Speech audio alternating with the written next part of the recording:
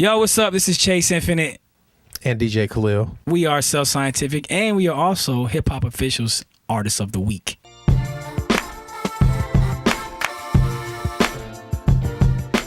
We're just gonna run you guys through a couple songs from our upcoming EP called Designer Music. And here is the lead track called Designer Music.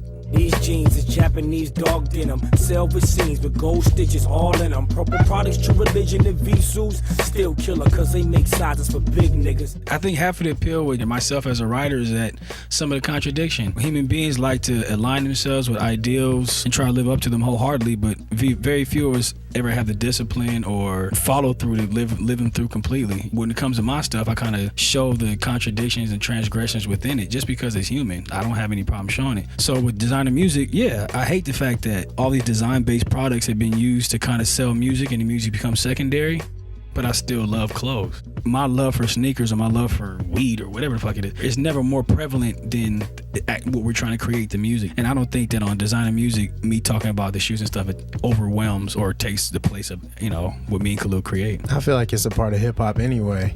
Fashion's always been a part of it. We're trying to bring that back and bridge the gap. It's something we thought about a while ago and we just been kind of like sitting on the music.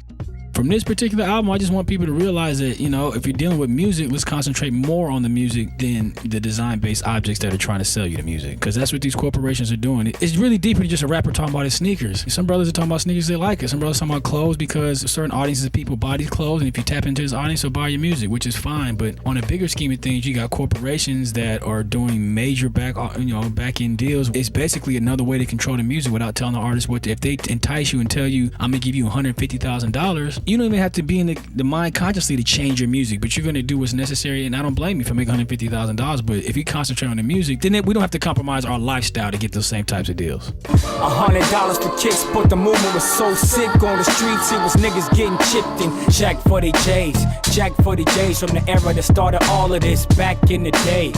It's Self Scientific. We approach music from an intellectual perspective. I was trying to find a way to kind of put this in context without being too deep. To break it down, Michael Jordan is one of the reasons why we have the streetwear anything nowadays, because the Air Jordan kind of set up the exclusive or highly desirable footwear model. Prior to that, wasn't nobody lining up to get sneakers and all that stuff, and it actually was a problem. Or certain areas in Chicago and Los Angeles and New York, major metropolitan areas, people was getting what they call ran for their Jordans. This song is about that era. On the second part, urban communities or black folks really don't get a lot of credit for actually setting up a lot of the trends that happen in the streetwear scene per se. The whole thing is a fallout of the urban market created by Carl Kanai and Cross Colors, $900 million industry they created. What you see now is the cross section of the urban, the fallout of the urban, and then the rise of what they call the X Games market or skateboarders and stuff like that. And that's what streetwear is. And without Jordans, or the era where people used to get actually jacked for the Jordans, we wouldn't be here. Nobody would be collecting any of this stuff.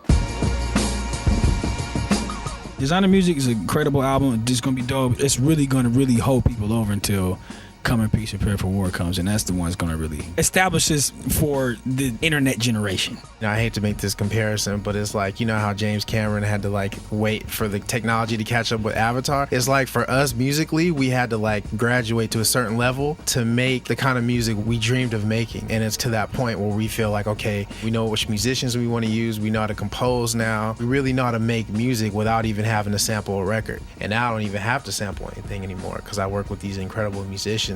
It took us this long to get to a point where we feel like we can make the kind of music we're actually supposed to make.